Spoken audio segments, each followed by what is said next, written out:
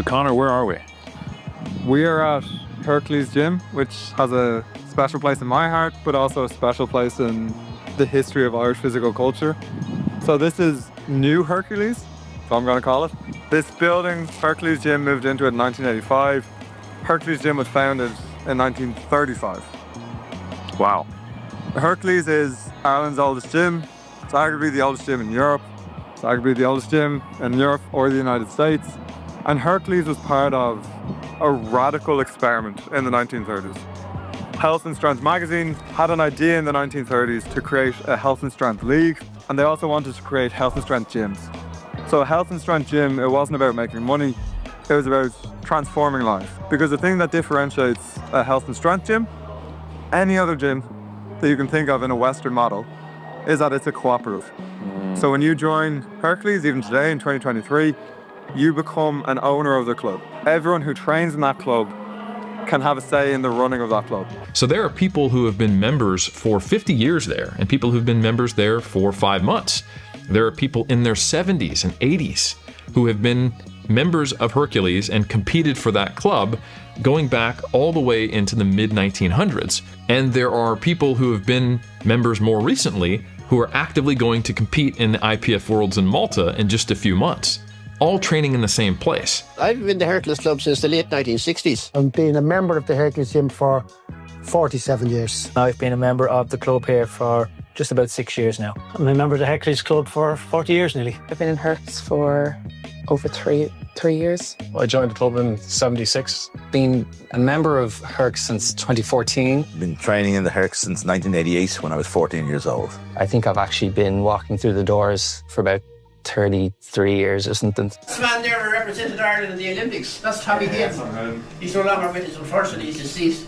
That's also a very old one as well. I haven't got the year for that one, but I'd say it's back in the early 60s. You can see it, black and white. Also this one here. No dates on those, which is a pity.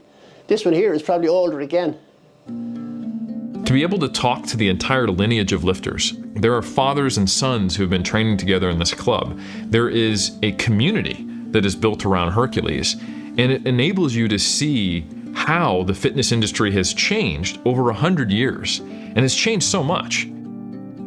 Well, it was a condemned building, and they'd been there since 35. The equipment was always good because we were sort of unique in dealing with Olympic lifting and powerlifting. Powerlifting was only really getting going back then. And we had really good York weights and Alico Olympic weights, you know. So we were ahead of the posse in terms of equipment. So eventually this place came up for sale, so we were lucky enough to buy it. And we bought it around 1985, I think it was. In the Hercules Club, we had world champions at that stage. We had the Ben Hartigans, we had the Jerry O'Grady's in there. They were world champions at that time. So you would look up to them, see how they were training, copy them, do what they're doing, try and do what they're doing. Like Weightlifting Ireland is 75 years old this year. When you go back through all the history books and look who the past presidents, past secretaries, past treasurers, a lot of them came from this club here. I got to touch that history. I got to train there, and it made me want to train hard because you don't touch equipment that an Irish national champion had touched 60 years ago, or that was made by hand by people who lifted there back in the 60s, and not want to really pour your soul into that session. It was very cool. I like these old ones because they keep you lean forward. Most of the commercial gyms these days, you're more upright and back, and you just can't get the same stretch on your lat.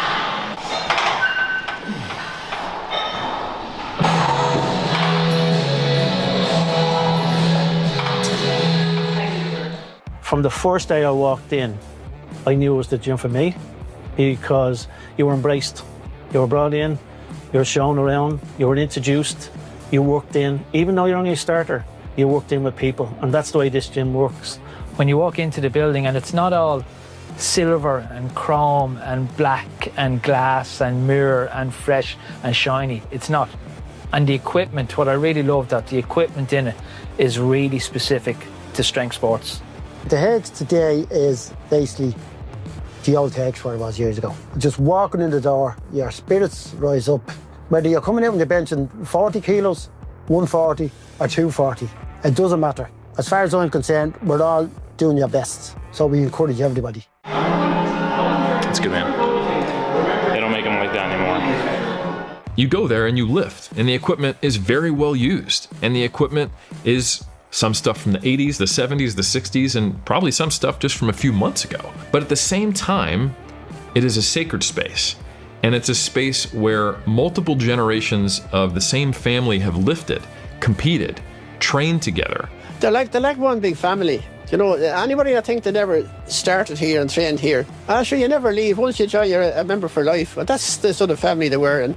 It was always my dad's identity in a way, you know. I've always had an incredible relationship with my dad. He is essentially my best friend. We train 4 days a week together, travel the world together doing powerlifting. So there's all those histories and stories that, you know, you'll be able to take with you as well. I was thinking about this the other day as I was training. I was looking around at the photos, and there are photos up around the gym of previous members and of competitions going back years. And I think the club, by promoting the members' achievements, no matter how big or small, to actually have that on the wall, and it doesn't matter if it's not, you know, if it's 10 years ago, 20, 50 years ago, because it's always going to be there.